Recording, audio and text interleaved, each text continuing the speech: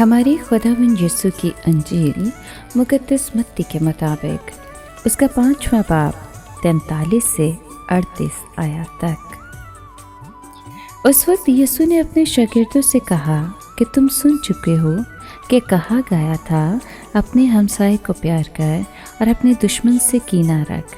लेकिन मैं तुमसे ये कहता हूँ कि अपने दुश्मनों को प्यार करो और अपने सताने वालों के लिए दुआ मांगो, और जो तुम्हें सताएं और बदनाम करें उनके लिए दुआ मांगो, ताकि तुम अपने बाप के जो आसमान पर है फरसान ठहरो, क्योंकि वो अपने सूरज को बदों और नेकों पर तलू करता है और रास्तबाजों और नारास्तों पर मींह बरसाता है।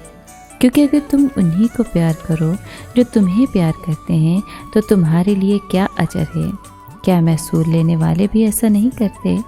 अगर तुम फक्त अपने भाइयों ही को सलाम करो तो तुम क्या फ्याजी करते हो? क्या गैर कौमों के लोग भी ऐसा नहीं करते?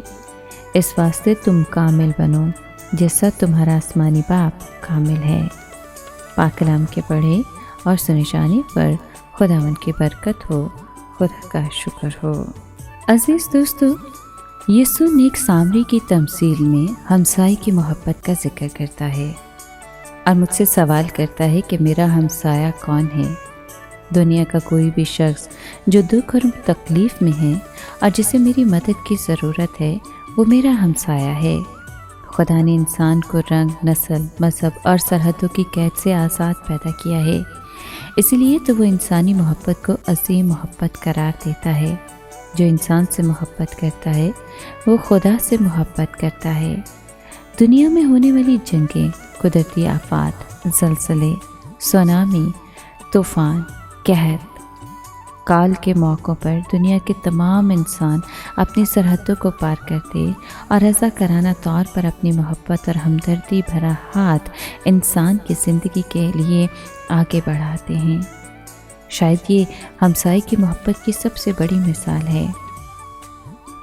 आज भी दुख और मुसीबत में फंसे हुए लोगों की आवाज़ें अपने हमसाए को पुकार रही हैं, बल्कि ये फ़ैसला इंसान को करना है कि वो अपने हमसाए को अपने घर की दीवारों के पार देखता है या अपनी सरहदों से पार देखता है। हमें एक दूसरे से मोहब्बत रखनी है। हमें अपने सताने वालों के लिए दुआ मांगनी है, क्योंकि हमें ऐसा करके अपने बाप के जो आसमान पर है फरसान ठहरना है। ए मोहब्बत के बानी खुदा, मुझे अपने दुश्मनों से मोहब्बत करना सिखा दे। मेरे दिल में तमाम इंसानों के लिए मोहब्बत की आग भड़का दे। आमीन।